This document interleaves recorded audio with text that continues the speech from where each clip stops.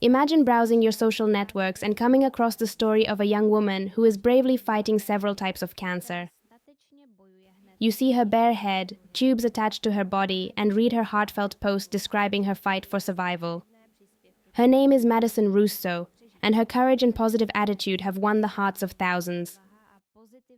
Strangers from all over the world have donated to her GoFundMe account to help cover her medical expenses, while businesses, schools, and charities have banded together in an effort to support her. But what if it was all a lie? In January 2023, everything people believed about Madison Russo came crashing down.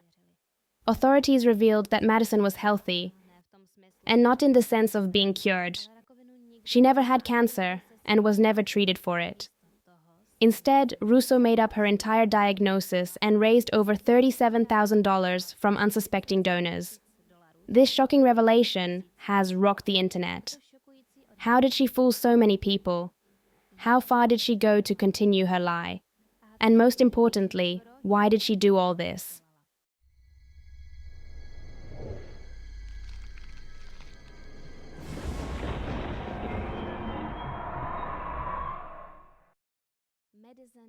Madison Marie Russo was born on April 28, 2003, and grew up in Bettendorf, a small town in Iowa, known for its close-knit community. Madison led a seemingly ordinary life and graduated from North Scott High School in 2021. After high school, she enrolled at St. Ambrose University in nearby Davenport, where she studied business. Bettendorf and Davenport are only a few miles apart, and so Madison stayed in the area of her hometown during the time she attended college. Although Madison's life seemed normal on the outside, she later confided that she grew up in a broken home. She often mentioned that she felt responsible to reunite her family, and in her own words, it put a lot of stress on her. As she matured, this pressure allegedly led her to make decisions that ultimately led to her premeditated deception. Even before that, however, Madison seemed like a typical college student. Madison struggled to balance her schoolwork with her social life and achieved a 3.85 grade point average during her studies. This result corresponds to an excellent rating in the American school system, where the maximum value is 4.0. This means that Madison was a very successful student who kept at the top of her class. She seemed to be dedicated to her studies and hardworking, which was confirmed by her classmates as well as people in her environment who never had any reason to doubt her. Maddie stated that she received her cancer diagnosis just 2 years after being diagnosed with type 1 diabetes, a type of diabetes in which the pancreas produces little or no insulin. Maddie said she felt just a little off in early 2022 and recalls having occasional fevers, discovering blood in her stool a few times, and random nosebleeds. Her annual blood test then revealed that her white blood cell count was not normal. A series of tests took her all the way to the oncology department at the University of Iowa Hospital, leading to what she describes as the worst day of my life. In February 2022, she posted a shocking announcement on LinkedIn, claiming she had been diagnosed with stage 2 pancreatic cancer. February 10th of 2022, quite possibly the worst day of my life occurred. I got the call from my oncologist and they found a mass on my pancreas and I had stage 2 pancreatic cancer at just 19 years old. Scared is an understatement. This news was far from the usual post of a young college student and immediately attracted public attention. It was, however, the beginning of an elaborate lie that spread to various social media platforms, including TikTok, Facebook, and the fundraising site GoFundMe within a short period of time. Madison's story of her battle with cancer was extremely emotional. She portrayed herself as a courageous young woman who bravely faced not just one, but several serious illnesses. She shared information about her diagnosis and claimed to have learned the devastating news during a class at St. Ambrose University. It was Thursday, February 10, 2022, and Maddie was sitting in an accounting class when her phone rang. She looked at the screen and had no idea that her life was about to change forever. She commented, "It was early in the morning and I was anxiously waiting for the test results. My phone rang, and the display said, Iowa City Oncology. I walked out of class and took the call. They told me that they had found a mass on my pancreas and that I had stage 2 pancreatic cancer. I was terrified and definitely am still shaken up about it. I was in shock. I couldn't believe it was true. I'm so young and I wondered how this could have happened to me. I went through all the emotions and I went pretty numb. I remember hanging up the phone and I was completely distraught. I literally burst into tears, but somehow I mustered up the courage, wiped my tears and went back to class, which, thinking about it now, was pretty crazy. When you hear pancreatic cancer, it's so horrible. You never want to get cancer, and once you're diagnosed, you can't choose where you get it. Of all the possibilities, why does it have to be this one? Any surgery for Madison was said to be out of the question. She said, "My pancreatic tumor is very deep-seated. The doctors said surgery would do me more harm. There was more risk than benefit." She was given only 11% chance of living the next 5 years. 4 days later, on Valentine's Day, Maddie began her fight in earnest with the first of 15 rounds of oral chemotherapy, along with 90 rounds of radiation treatment.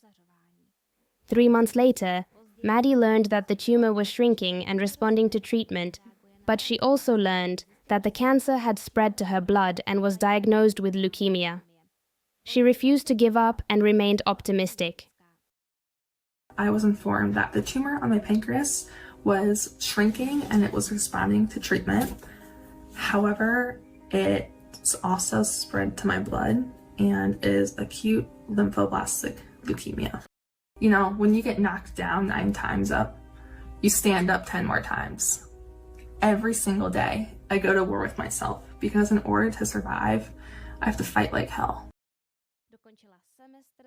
She finished the semester with a 3.85 average, landed her dream internship at John Deere, while continuing to undergo treatment.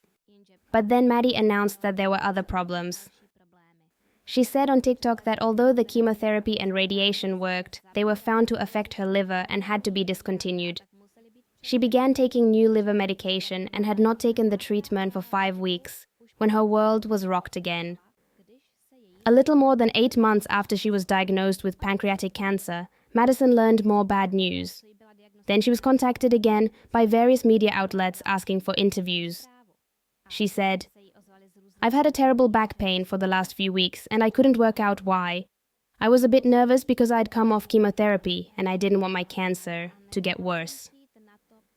They did a PET scan earlier than originally planned and they found a tumor the size of a football encircling my spine. The hardest part is that I thought I was making pretty good progress with the first cancer. And now it seems like everything has gone wrong again. Now everything is so uncertain. Life is crazy. It's like a catch-22. I can't win if I'm losing." By the way, Catch-22 is a famous satirical book by Joseph Heller.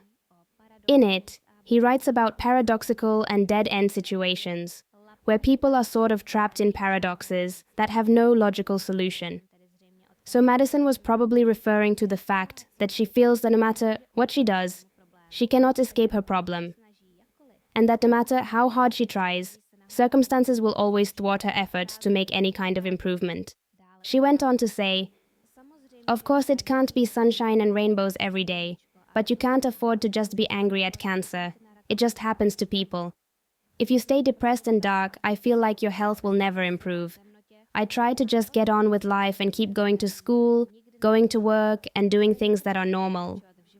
Of course, my life has changed. I am home a lot, and being in treatment makes you very sick and can put you down.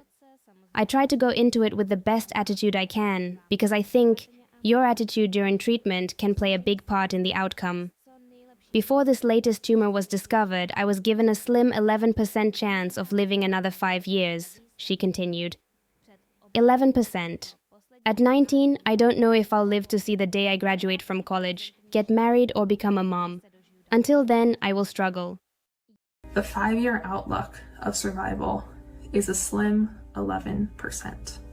11%. At 19 years old, I don't know if I will live to see the day when I graduate college, get married, become a mom, etc. So in the meantime, I fight. Maddie said she was devastated, as she was sure the doctors would tell her they hadn't found anything else wrong. She couldn't believe it, so she made an appointment with the doctors at the Mayo Clinic to get a second opinion. She was still attending classes at the university while working at Deer. She was coping with the rigors of studying and working in a corporate environment, and she was not yet 20 years old. She was not due to reach that age until April 2022.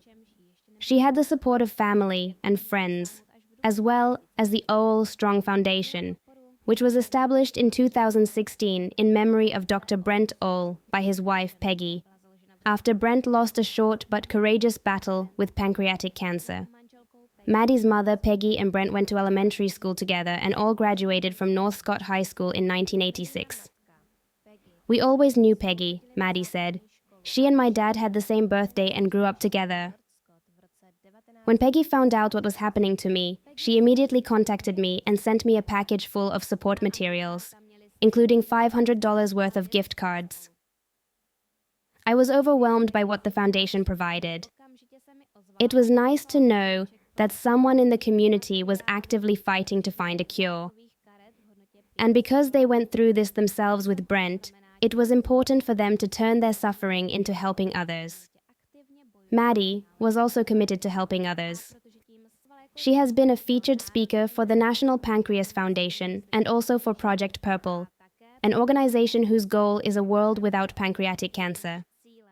As for herself, she was determined to continue the fight and was increasingly active on social media.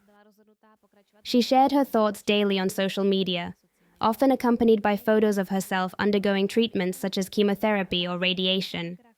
In her posts, she regularly showed infusions and medical equipment, making her story feel completely authentic. One of the main platforms for Madison was TikTok, which experienced a surge in popularity during the pandemic. It was there that Madison shared personal details of her alleged battle with cancer in her videos. She talked about the emotional and physical challenges she reportedly faced.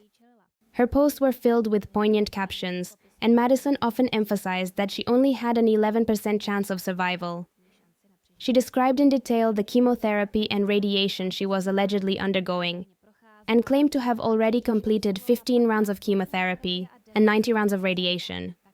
She also mentioned how challenging it was to balance the alleged cancer treatment with maintaining a perfect health while leading a normal life that included, for example, golf or attending university lectures.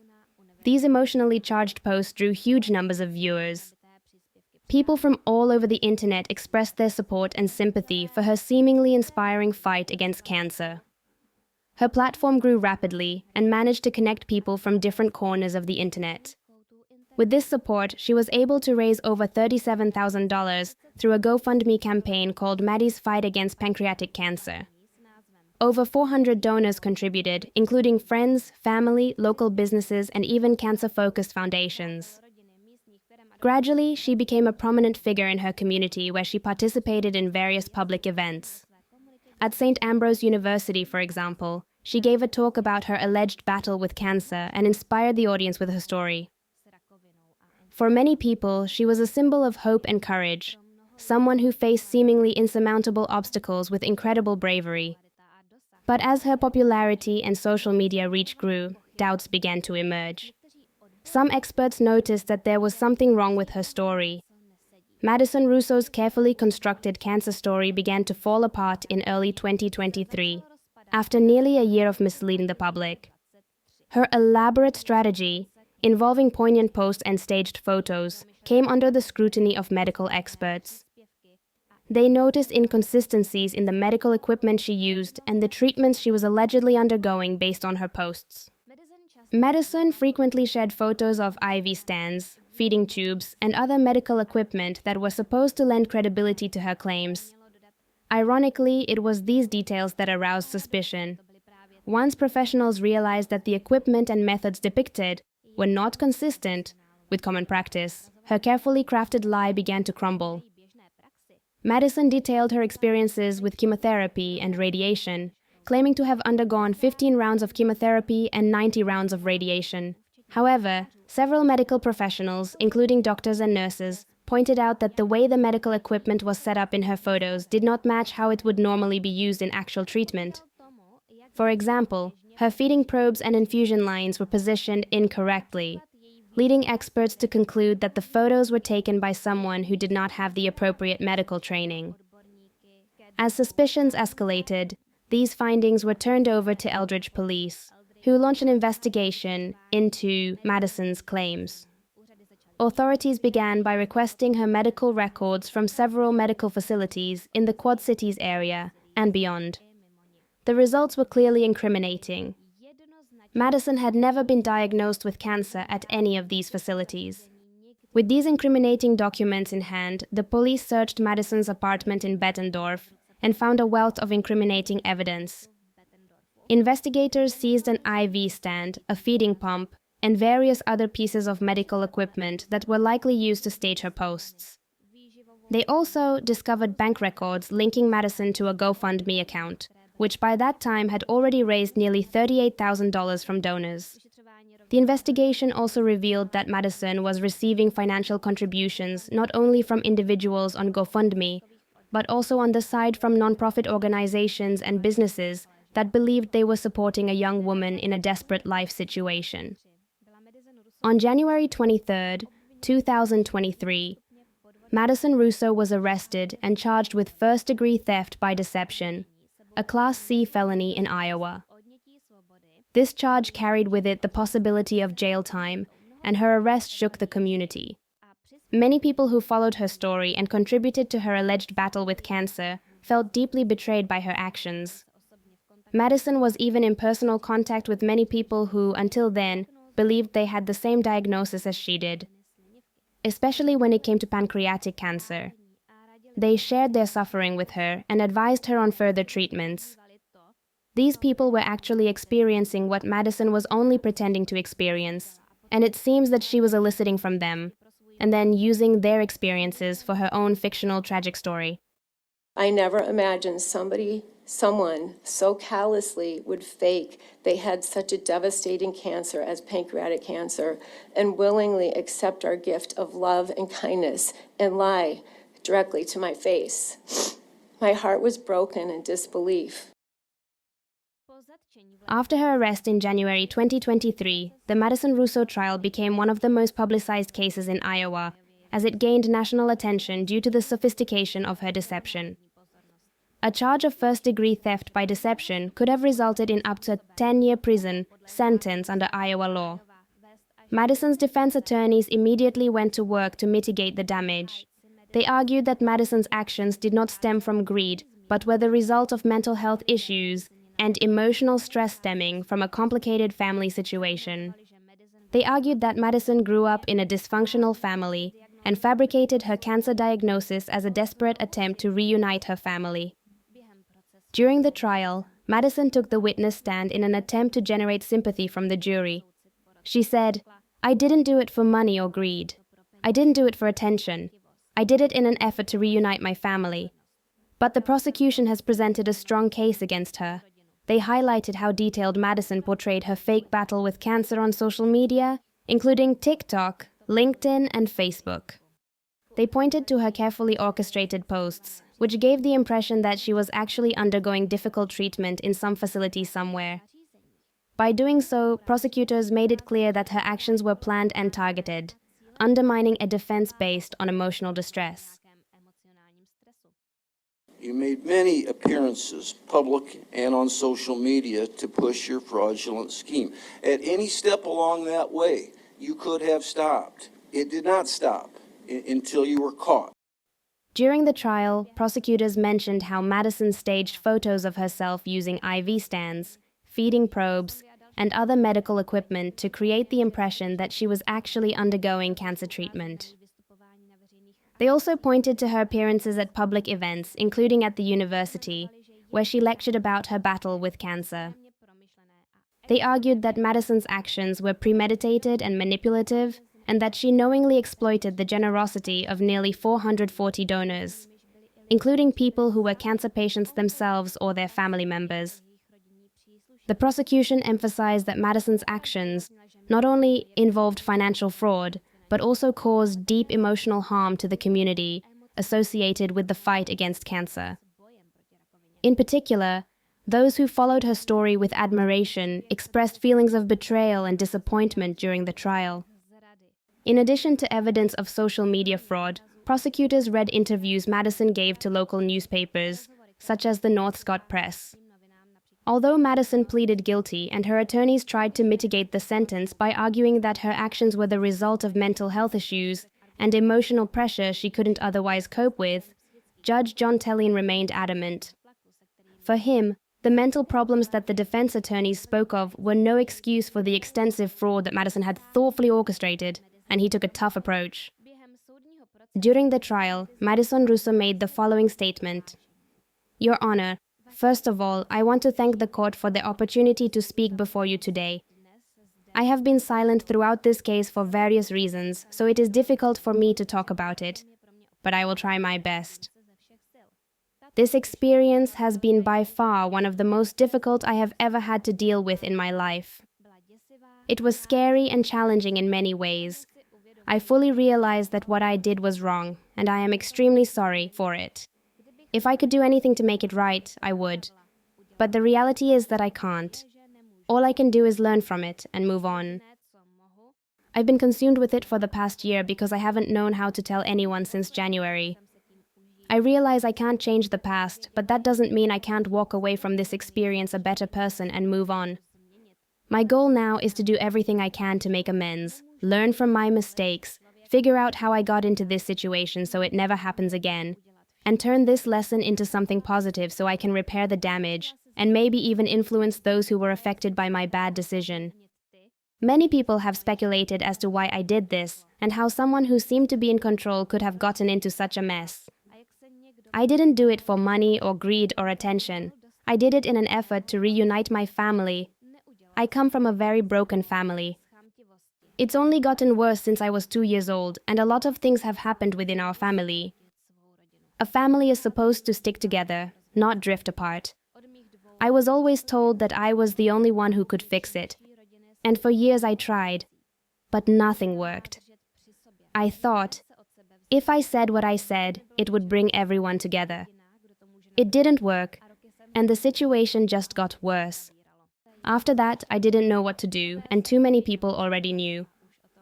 From that point on, everything went downhill and the situation deteriorated rapidly. The way I did it was wrong, and I wish I had sought help for my family sooner before I made this immature decision. I was 18 years old and a freshman in college when this happened. I'm young, and I don't know everything.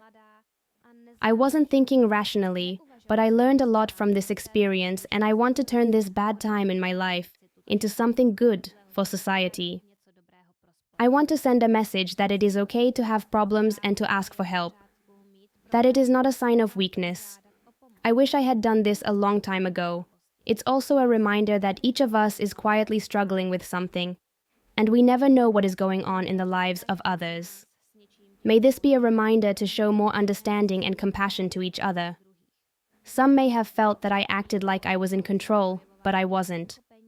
On the contrary, I was trapped in a hopeless situation with a family that was far from a real family.